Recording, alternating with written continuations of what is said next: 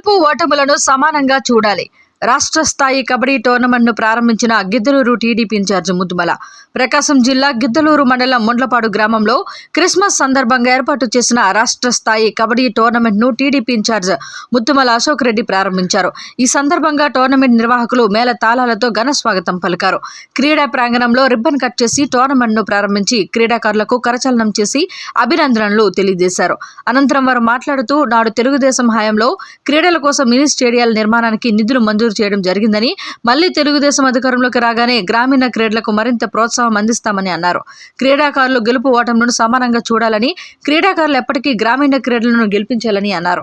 ఈ కార్యక్రమంలో మండల అధ్యక్షులు మార్తాల సుబ్బారెడ్డి, జెడ్పీటీసీ సభ్యులు బుడతా మధుసూదన్ యాదవ్, గంజి వీరయ్య, బీసీ నాయకులు బైలడుగు బాలయ్య యాదవ్, స్థానిక సర్పంచ్ కడియం శేషగిరిరావు, కాపు నాయకులు దుత్తా బాల ఈశ్వరయ్య, సీనియర్ నాయకులు హుస్సేన్ ఖాన్, టోర్నమెంట్ నిర్వాహకులు బొమ్మినేని వెంకటేశ్వర్లు, శివపురం మురాలి, మండల Ranganayakulu శ్రీలం Srikrishnamurthy, Gurram Daniyelu, Bainagiri Prabhakar, Vinugonda Prem Kumar, Dibbagalla Deshahanam, Bainagiri Esayya, Arigela Narayana, Kancharla Srinu, Bainagiri Bhushanam, Bainagiri Guravayya, Duggepogu Nagayya, Osuri Prasad, Damala Satish, Kola Ramesh, G Prabhakar, Kancharla Kiran, Battula Ravi, tournament youth సభ్యులు, క్రీడాకారులు, గ్రామ ప్రజలు పాల్గొన్నారు.